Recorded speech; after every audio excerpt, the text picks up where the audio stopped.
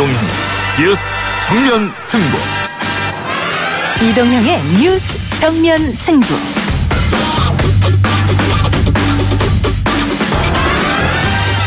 청취자 여러분 안녕하십니까, 이동형입니다. 이동형의 뉴스 정면 승부. 먼저 오늘 준비한 내용부터 알려드리겠습니다. 내일 저는 평양에 갑니다. 잘 다녀오겠다는 인사를 국민들께 드립니다.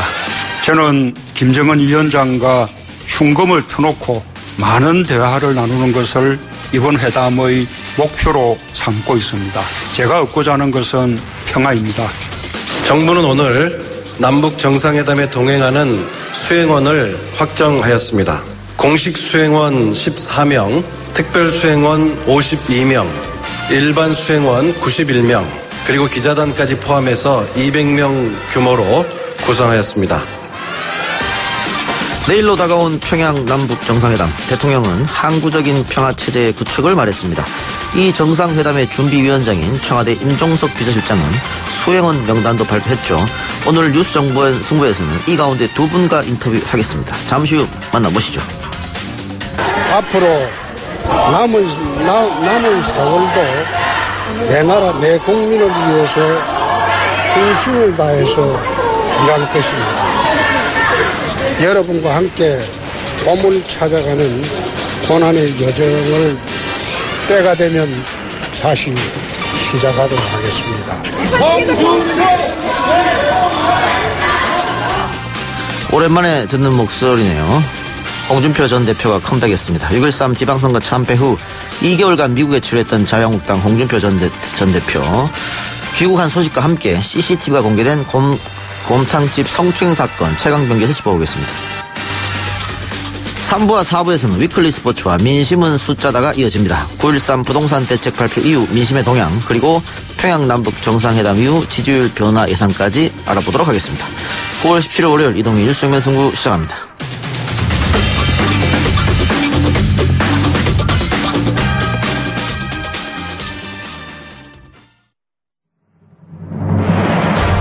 이 작가는 독하다. 이 작가는 거칠다. 이 작가는 솔직하다. 이 작가는 눈치가 없다. 그는 할 말은 한다. 할 말은 한다. 정치 오타쿠 이 작가의 독설. 뉴스 정면 승부.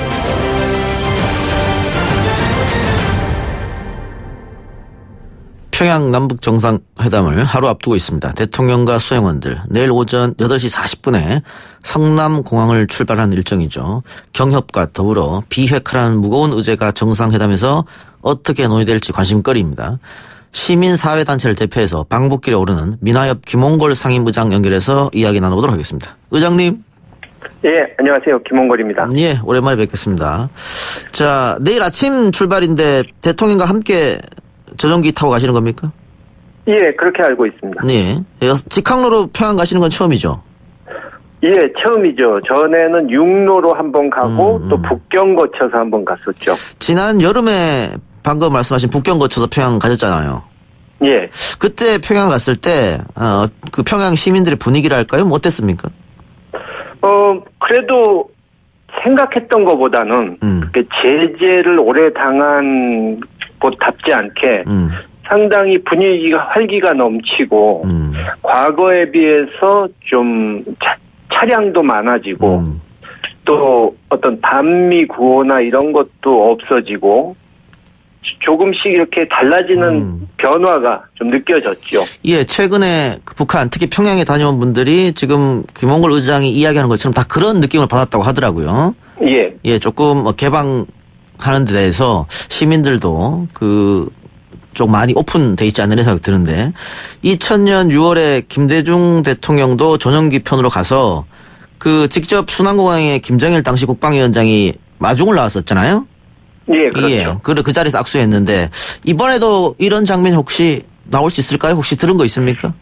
글쎄요. 그때도 사실 아무 얘기를 안 해주다가 갑자기 그렇게 나타나서 우리가 깜짝 놀랐었는데 뭐 이번도 사실 그런 거는 자기네 그 최고 지도자의 동선에 대해서 사전에 얘기해 주는 사람들이 아니니까 뭐 지금 단정적으로 얘기할 수는 없지만 김정일 위원장 못지않게 김정은 위원장이 파격적인 것을 좋아하니까 충분히 그럴 가능성이 있지 않을까 생각합니다. 김대중 전 대통령은 그 비행편으로 항공편으로 다녀왔고 노무현 전 대통령 같은 경우에는 육로로 다녀왔지 않습니까? 예. 근데 김정은 위원장이 저번에 그런 얘기를 했어요. 문 대통령 앞에서 북한의 도로 사정이 너무 좋지 않다. 그렇죠. 예. 이번에 그 선발 때도 북한 도로 사정이 좋지 않아서 꽤 오랜 시간이 걸렸다고 하던데 철도나 도로 사정 혹시 직접 북한 갔을 때 보거나 들은 거 있습니까? 과거에 갔을 때 이제 육로로 갔을 때 예. 뭐 고속도로 사정은 그리 좋지 않다는 걸 뭐 느꼈고 철도 사정은 최근에 이제 다녀온 분들에게 듣기로는 신의주에서 평양까지는 예전보다 나아졌다. 이제 예전보다 속력이 좀 난다 하는 얘기를 들었는데 이제 아직도 그 개성은 접경지대이기 때문에 평양 개성 사이에는 철도고 도로고 그리 좋지는 않은 것으로 알고 있습니다. 결국은 도로나 철도 우리 기술진이나 우리 자본이 조금 들어가면 좋아질 것이다. 이번 정상회담 때 이런 문제도 논의가 될까요?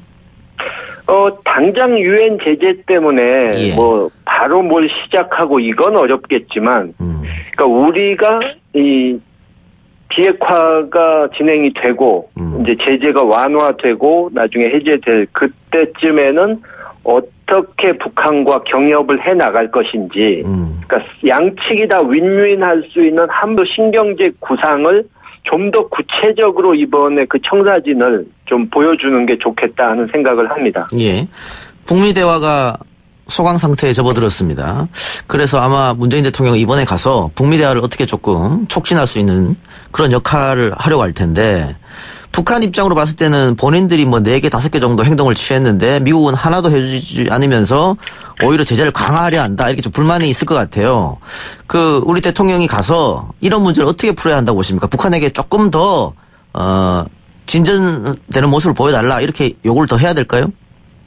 저는 이제 그래도 이 8월 말에 트럼프 대통령이 폼페이오 장관 방북을 취소시키고 이제 그러니까 미국과 중국 간의 무역 분쟁을 또 북미 핵 협상에 결부시키는 그런 얘기를 했을 때 상당히 좀 우려를 했었는데요. 일을 너무 복잡하게 만들어 버리는 거 아닌가. 근데 북측에서 그런 상황임에도 불구하고 우리 특사단을 김정은 위원장이 만나고 예. 거기서 좀 긍정적인 메시지를 보내고 남북 정상회담도 좀 예정했던 날짜에 하도록 하자. 이렇게 나온 것은 과거와는 매우 다른 태도고 굉장히 제가 보기에는 김정은 위원장이 현명한 방향으로 일을 끌고 가고 있다. 다시 말해서 이 한국이 미국의 입장에서 보나 북한의 입장에서 보나 한국이 중재자, 조정자 역할을 잘해줘야 양쪽에 다 좋은 거거든요. 예. 양쪽 다 체면을 살릴 수 있고 또 한국은 양쪽에서 다 어느 정도 신뢰를 받으니까 그러니까 북측이 한국의 역할에 대해서 물론 100% 지금까지 한 거에 대해서 만족은 못하겠지만 그래도 우리 남쪽과 손을 잡고 계속 한국이 중재자 역할을 하는 것을 원한다 하는 신호를 보냈기 때문에 예. 이번에 비핵화 문제에 있어서도 뭐 당장 회담 끝나자마자 좋은 발표가 뭐 거기서 나오진 않겠지만 미국과의 어느 정도 타협안 절충안은 나올 수 있을 거라고 봅니다. 그게 전혀 없다면은 그러니까 어떤 좋은 합의가 나올 전망이 전혀 없다면은 정상회담 하자고 안 했겠죠. 그러면은 북한이 조금 더 전향적 모습으로 나올 것이다 이렇게 예상해 주셨는데. 그렇죠. 근데 제가 보기엔 예. 발표는 그 자리에서 하지 않고 예. 우리가 미국에게 그걸 전해주고 폼페이오 장관 방북하고 또 뭐 더 좋은 시나리오로 가자면 2차 북미 회담까지 해서 빅딜이 되도록 가는 것이 제일 좋은 시나리오죠. 예.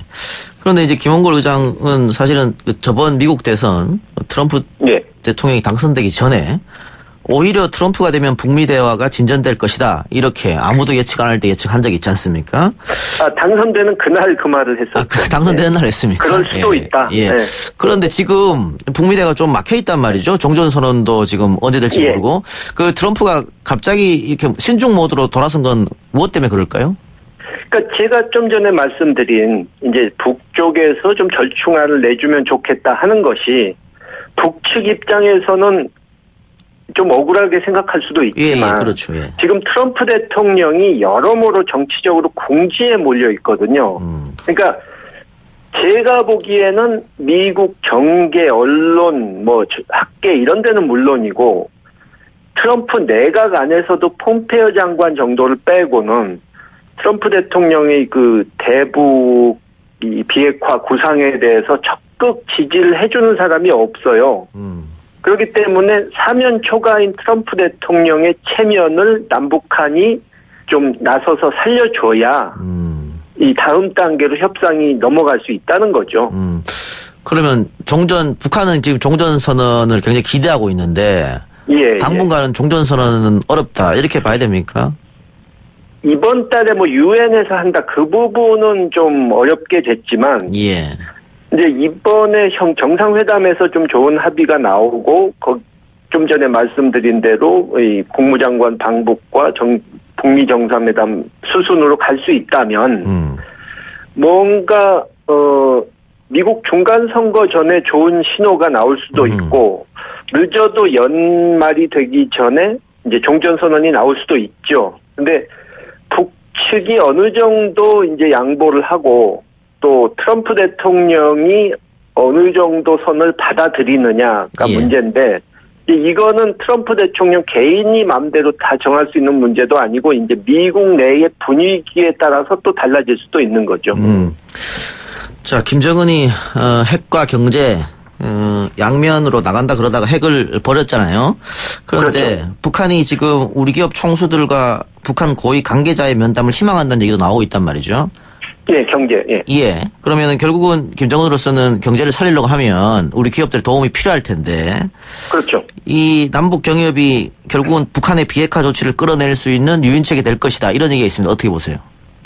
그러니까 당장 우리 기업이 큰 돈을 투자하긴 힘들겠지만 저는 이 좀 미국 측에서 얘기하는 그러니까 비핵화가 다 돼야 이 제재를 풀 수 있다.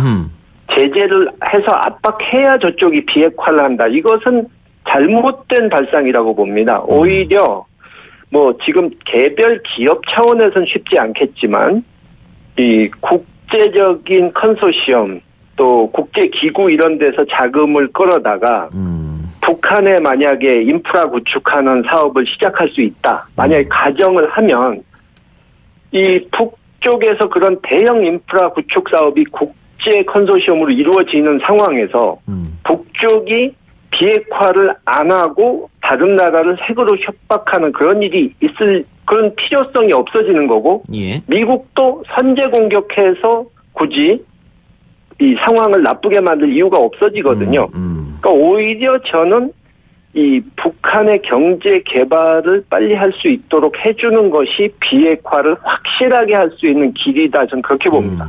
그런데 아까 말씀하셨다시피 트럼프를 제외한 각 미국 재정당이 다 지금 반대를 하고 있기 때문에 쉽게 되지는 않을 것 같고요. 그렇죠. 그 인프라 구축에 말씀해 주셨는데 우리 기업 입장에서도 지금 내수도 잘 안 되고 하는 상황에서 그 북한이 블루오션 시장이 될 수도 있는 거 아니겠습니까? 그렇죠. 그러니까 당장 진출을 못 하더라도 기업이나 정부나 남북 경협에 대해서 아직도 북한 측에 대해서 모르는 부분이 많기 때문에 지금 준비를 철저히 해두는 것이 중요하죠. 왜냐하면 북미 간에 지금 현재는 협상이 지지부진하지만 이게 조금만 한 단계만 격상이 되고 조금만 양자 간의 신뢰가 쌓이면 또 이게 급물살을 탈 수도 있는 거기 때문에 그때를 대비해서 지금 이 그쪽과 협의를 하고 연구를 하고 준비를 해둬야 된다는 얘기입니다. 그리고 아까 중간선거 얘기도 해주셨는데 미국에. 그러면 그 북미 간 다시 한번 정상회담도 그 중간선거 전에 이루어질 가능성이 높겠네요.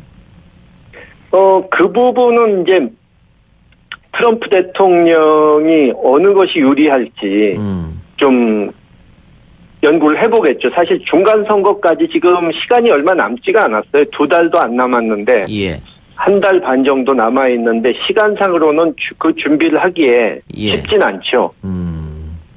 알겠습니다. 그건 좀 지켜보기로 하고요. 마지막으로 우리 측 정상만 지금 계속 평양을 갔단 말이죠. 예. 김정은 위원장이 뭐 언제든지 다음에라도 서울로 올 가능성은 없을까요?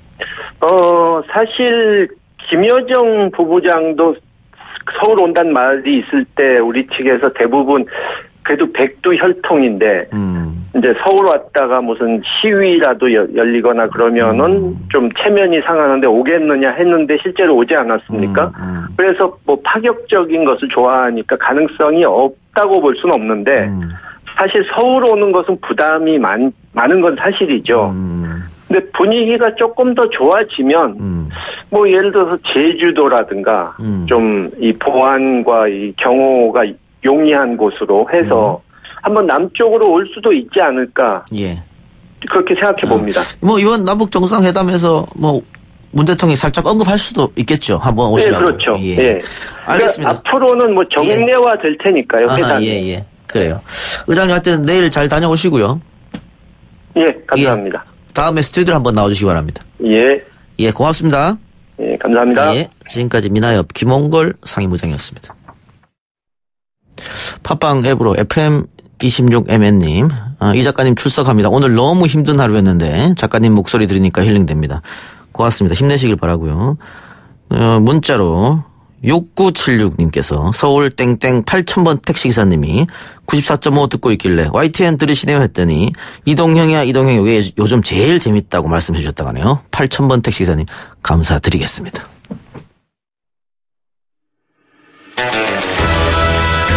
딱딱하고 지루한 뉴스가 소설보다 흥미진진해지는 새로운 경험. 놀라셨죠? 이것이 바로 이동훈의 뉴스 정면 승부.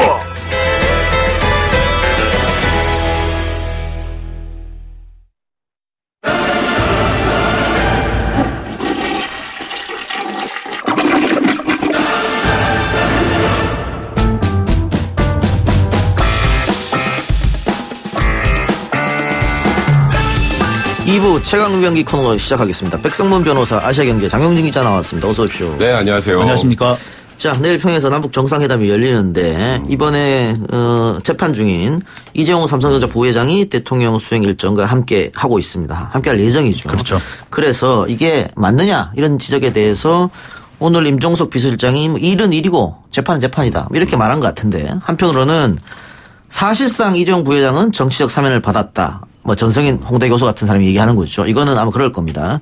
인도에서 대통령하고 이재용 부회장하고 만나고 그리고 김동연 부총리하고 또 이재용 부회장하고 만나가지고 대규모 투자 약속하고 이번에 북한 갈 때 또 같이 가고 이미 이제 대법원 판결은 이미 난 거 아니냐 이런 판단에 대해서 어떻게 보십니까? 사실 뭐 이론적으로 놓고 보면 임종석 실장의 얘기가 맞죠. 예. 뭐 일은 일이고 재판은 재판이니까.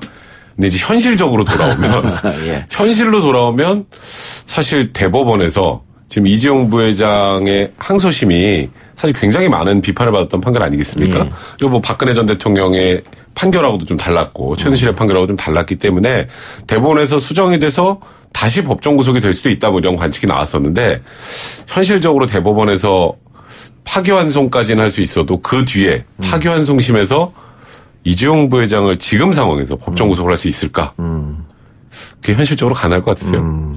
그런 의문은 제기할 수밖에 없어요. 물론 말씀하셨던 것처럼 재판과 일은 다르죠. 별개이긴 한데 사실 요즘에 법원도 약간은 여론을 의식하지 않을 수가 없고 또 정부에서 지금 어쨌건 이재용 부회장을 통해서 지금 남북 관계도 좀 예를 들어서 좀 좋아지고 그리고 또 거기다가 대규모 투자 약속을 해서 또 좀 어쨌건 그 약속을 지켜서 투자를 하고 일자리도 많이 늘어나는 과정에서 우리는 법이 우선이니까 이재용 부회장을 법정 구속하겠다 하는 게 현실적으로 가능할까? 근데 그런 게 고려가 돼서 오히려 이제 다른 혐의들이 좀 인정된다고 해도 집행유예로 결국 풀려날 수밖에 없지 않을까? 뭐 그거는 좀 상식적으로 생각해보면 그럴 가능성이 높아진다고 봐야겠죠. 글쎄 뭐 이재용 부회장이 처벌을 꼭 받아야 한다. 처벌을 피하면 안 된다라는 명제 때문에 여러 가지 걱정이 나오는 것 같고요. 그 어떤 면에서 보자면 그런 우려가 있다, 틀렸다고 보기는 어렵습니다. 특히 과거 이제 박근혜 정권이라든지 양승태 사법농단의 영향을 생각해 본다면 당연히 그런 우려가 나온 게 당연해 보이는데 그렇다고 해서 지금 대법원 판단을 미리 예단하는 거는 조금 성급하다는 생각이 듭니다. 사실 제가 보기에 이재용 부회장의 항소심, 지금 대법원 재판이 그렇게 녹록해 보이지는 않습니다. 사실. 그렇죠. 예. 그리고 뭐 지금 주심 대법관인 조희대 대법관이 그동안 삼성이 그다지 이렇게 녹록하지 않은 판단을 내렸다는 점까지 고려한다면 그리고 지금 현재 대법원 구성이 대거 바뀌었다는 걸 생각해 본다면 그 사이 삼성이 원하는 판결이 쉽게 나올 거라고 생각하지는 않습니다. 그다음에 사실 삼성이 북한에 상당한 투자를 해야지 아까 말씀드린 그런 효과가 나올 것 같은데 현실적으로 내년에 판결이 나올 때 삼성이 그렇게 대대적인 투자를 할 수 있겠느냐. 현실적인 상황을 보면 그렇지도 않을 겁니다. 그러니까 갔다 오는 거에 그친다고 본다면 조금 현재로서는 좀 과도한 예측이 아닐까. 근데 제가 이걸 하나 말씀드리면 대법원에서는 형이 확정되진 않아요. 그러니까 뭐 이재용 부회장 항소심과 동일하게 결론을 내서 검찰 항소를 기각을 하면 문제는 박근혜 전 대통령 거 최순실 씨 것과 다 바뀌어야 돼요. 이제 그러니까 파기환송될 가능성이 굉장히 높아요. 근데 파기환송을 하는 게 법정 구속을 하는 거 대법원은 법정 구속 없습니다. 이제 그러면 그 다음 단계 이제 파기환송심에서 분명히 지금의 항소심과 좀 다른 결론이 나올 텐데 그 결론이 나온 상황에서 이제 쉽게 말하면 그러니까 집행유예가 아니라 법정 구속을 할 수 있을까? 이제 그 부분에 대해서는 의구심을 표시하는 게 많다는 거죠. 파기환송이라는 거는 2심 재판이 잘못됐으니까 다시 하라는 거잖아요. 네, 알겠습니다. 어쨌든 뭐 이번 재계 동행은 북한에서 요청했다 이런 얘기도 있으니까. 그렇죠. 북한 입장에서는 삼성이 투자를 안 했기 때문에 다른 대기업이 투자를 안 했고 대기업들이 투자를 안 했기 때문에 남북 경협이 정치적 상황에 흔들렸다라고 판단을 하고 있다고 해요. 자, 그런 시각이 그렇게 틀렸다고 보기는 어렵습니다. 그러니까 북한 입장에서는 어떻게 하든 간에 이번에 삼성의 바지가랑이를 붙잡고 늘어질 필요가 있다고 봤겠죠. 그런 북한의 필요성은 있을 것 같은데 과연 그렇다고 하더라도 이번 방문에서 그만큼의 성과가 나올지는 제가 볼 땐 좀 미지수인 것 같습니다. 알겠습니다. 예스, 팟빵 앱이군요.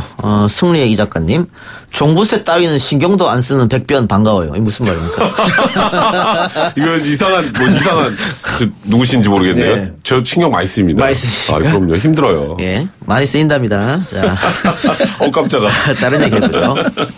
홍준표 전 자유한국당 대표가 2달여간의 미국 생활을 접고 귀국했는데 귀국하기 전에 벌써 나 간다 뭐 이렇게 예고도 띄웠고요. 네, 그렇죠. 또 귀국 일성으로 앞으로도 내 나라 내 국민을 위해서 최선을 다하겠다.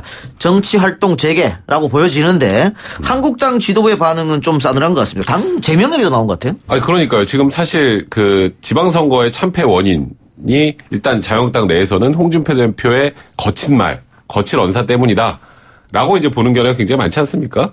이제 그러다 보니까 지금 뭐 당을 이렇게 망가뜨려 놓은 사람이 다시 들어와서 무슨 전당대회에서 지금 나온다는 둥 뭐 이런 얘기들이 나오니까 이거는 제명시켜야 된다는 얘기까지 극단적으로 나왔는데 이제 현실적으로 이제 제명은 어려울 것이다라는 게 일반적인 관측인 것 같고요.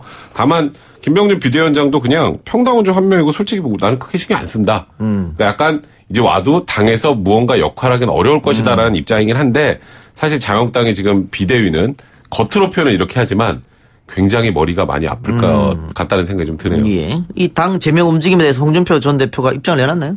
글쎄 당 제명 움직임 때문에 이런 말씀하셨는지 모르겠는데 이런 말은 하긴 했어요. 친박은 내가 그렇게 무섭나 이런 반응이었는데 사실 이 말이 홍준표 대표의 전형적인 어떻게 보자면 홍준표식 발언이죠. 그러니까 한마디로 말해서 나를 반대하는 사람은 뭐뭐다라고 나기를 딱 찍은 다음에 통째로 하나로 그냥 싸잡아서 비판하는 친박이다라고 몰아가는 일종의 몰아가기 방법을 쓰고 있는 거죠. 전형적인 홍준표식 발언인데 제가 볼 때는 그렇습니다. 이 홍준표라는 사람을 자유한국당이 절대로 제명할 수는 없을 거라고 봐요. 왜냐하면은 홍준표 대표는 안티 팬도 많이 있지만 팬덤도 상당하거든요. 아주 열성적인 팬. 이번 귀국 그 장에서도 보면 누가 큰절까지 하잖아요. 예, 그런 걸 봤을 때 아마 자유한국당 입장에서는 이러지도 저러지도 못하는 하지만 자유한국당이 어떻게 보면 결정적인 위기 상황이 됐을 때 불러올 수도 있는 일종의 그런 선택지 중에 하나이기 때문에 상황의 변화에 따라서 얼마든지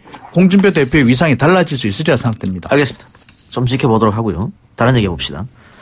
남편이 성추행 혐의로 억울하게 실형 선고받고 법정 구속됐다 하면서 청와대에 아내가 국민청원을 냈죠. 네, 그렇죠. 그리고 이게 뭐 상당한 화제가 돼서 뭐 30만 명이 넘었는 네. 동의를 하는 사람이 네. 그랬는데 또 다른 CCTV 화면이 공개됐다고 합니다. 네. 어떤 봤는데요. 각도가 좀 다른 건데 예. 그건 역시 보이지 않는다. 안 보입니다. 그러니까 90도 방면으로 해서 정면으로 다른 방면에 하나는 이제 그 남성의 정면과 뒷면이 나온 그렇죠. CCTV 먼저 나왔던 거고요. 이번에 발견된 여성 쪽이죠. 예, 여성 쪽을 정면으로 바라보고 있는 그러니까 남성 입장으로 보자면은 이제 측면이 나와 있는 그런 CCTV인데요. 그 손이 과연 어디로 갔는지 지금 손에 그게 가장 핵심인데 그게 상당히 애매해요. 그러니까 지금 전혀 나오지가 않습니다. 그러니까 먼저 그 공개된 CCTV 같은 경우에는 이 신발장 같은 데 가려서 잘 안 나왔고요. 그렇죠. 이번 같은 경우에는 이제 그 남성의 자기 신체에 가려서 잘 안 나오기 때문에 과연 이 손이 닿았느냐 안 닿았느냐. 그러니까 두 번째 CCTV가 공개됐어도 증거는 없다 이렇게 보면 그러니까 되겠네요. 재판부도 예. CCTV로만 판단한 게 아니고 결국 피해자 진술의 일관성으로 판단했다는 거예요. 신빙성이 있다고 봤다는 건데 이제 그 가장 중요한 건 그 영상을 딱 보시면 이 남성이 싹 지나갈 때 이 피해자라고 하는 이 여성분이 바로 돌았습니다. 항의를 해요. 이제 그런 게 이제 어찌 보면 피해자 진술의 신빙성을 부여한 근거가 예. 됐는데 이제 문제는 이제 지금 대부분이 국민청원에 올라오는 그런 내용들은 아니 그 여자 말만 믿고 그 여성의 말만 믿고 아무 증거도 없는데 목격자도 없어요. 굳이 보면 그런 경우에 이걸 유죄로 판단하는 게 맞느냐 1번. 또 두 번째 저도 아직까지 이제 이 성추행에 관련된 판결들을 쭉 봤을 때 그러니까 옷 위로 엉덩이를 예를 들어서 만졌던 게 확인이 됐어요. 확인이 됐어도 실형 선고한 경우가 없어요. 지금까지는. 그리고 검찰이 구형을 벌금 300만 원을 구형했는데 보통 우리가 소위 올려치기라고 그러잖아요. 예, 올려치기. 그 올려치기를 할 때 보면 같은 형으로 올려칩니다. 그러니까 벌금 300을 구형해서 벌금을 좀 더 올린다던가 하는데 이거는 벌금에서 그 다음에 뭐 집행유예도 아니고 바로 실형을 선고하고 법정 구속을 하다 보니까 논란이 더 커지고 있는 거죠. 예. 두 가지예요, 그 이유가. 그리고 이 사건에 대해서 많은 네티즌들은 유독 성 관련 판결에 무죄 추정의 원칙은 적용되지 않는다. 유죄 추정의 원칙이 적용된다. 이렇게 비판하고 있거든요. 여기에 대해서 법률가는 어떻게 생각하십니까? 그러니까 이제 성범죄라는 게 대부분 좀 은밀한 공간에서 이루어진 경우가 많고 예. 실질적으로 목격자가 없는 경우가 많아요. 이번 같은 경우는 좀 오픈된 공간이었지만 좀 특이하게도 목격자가 전혀 없는 상황이긴 합니다만 그러다 보니까 결국 피해 여성이 피해 사실을 주장을 할 때 피해자 진술의 신빙성을 기초로 판단할 수밖에 없는 한계는 분명히 있어요. 그렇기 때문에 다른 증거가 없어도 피해자 진술이 일관성이 있고 피해자 진술의 신빙성을 부여할 여러 가지 정황이 있으면 딱 확인이 될 만한 증거가 없어도 유죄 판결을 할 수밖에 없는 현실은 분명히 있습니다. 하지만 이번 사안 같은 경우에는 사실 너무 많은 것이 지금 애매한 상황이거든요. 그러니까 유죄의 심증을 재판부가 가질 만한 그런 간접 증거도 조금은 부족해 보이기도 해요. 그러니까 이제 일각에서 네티즌들이 이건 스치기만 해도 징역 6개월이냐. 뭐 이러면서 지금 굉장히 이제 말들이 많은 상황인 거죠. 예. 그러니까 이게 실형이 나오려면은 피해가 상당히 좀 컸어야 돼요. 근데 피해가 보면은 스쳤다라고 정도밖에 그렇게밖에 인정이 안 돼 보이는데, 그러니까 여성분을 움켜잡았다 여기. 근데 네. 근데 제가 아무리 봐도요, 그 CCTV 상황으로 봐서는 움켜잡을 상황은 아닌 것 같아요. 왜냐하면은 이게 그 움켜잡게 되면은 손의 방향이라든지 이런 것을 보면은 이게 옷이라든지 팔의 방향이 확연히 정장 틀려집니다. 핏이 달라진다고 해요. 보통. 확연히 틀려지고 특히 어깨부터 다 이렇게 위치가 달라지기 때문에 제가 볼 때는 스칠 수는 있겠구나. 그리고 고의적으로 쳤을 수도 있겠구나. 하지만 움켜잡았다고 보기엔 좀 어려워 보이거든요. 근데 그 정도 수준에서 과연 실형을 선고하고 법정 구속까지 할 것이냐. 좀 과해 보이는 부분 분명히 있습니다. 하지만 제가 판단하기에도 물론 제가 뭐 기자 입장이기 때문에 아닐 수도 있습니다만은 전문가는 아닐 수도 있습니다만 통상 다른 사건과 비교해 볼 때 유죄가 나왔을 가능성, 그건 뭐 대체로 보면 합리적인 판단한 것 같습니다. 이제 뭐 이게 유죄의 판단이 나왔다는 것이지 이분이 실제로 가해를 했다고 말씀 확정건 짓는 건 아닙니다. 이것도 1심 판결이고. 네. 그러니까 제가 볼 때 재판부의 판단이 어느 정도 그 타당성은 있어 보이지만 그 유죄의 판단에 대해서는 좀 타당성이 있어 보이지만. 그러니까 재판부 판단은 이거잖아요. 그 피해 여성이 일부러 거짓말할 이유가 없다. 네, 첫 번째가 그거고 두 번째는 진술이 계속 일관됐다. 이걸로 판단했거든요. 네. 그런데 아까 백성문 변호사가 말한 것처럼 검찰이 300만 원을 구형했는데 올려도 한참 올려줘서 6개월 실형을 때린 것은 결국은 괘씸죄가 작용한 거 아니냐. 인정하지 맞아요. 않고. 괘씸죄예요. 결론적으로. 이게 그러니까 사실 이 남성분은 진짜 극도의 억울함을 지금 호소하고 있는 상황이에요.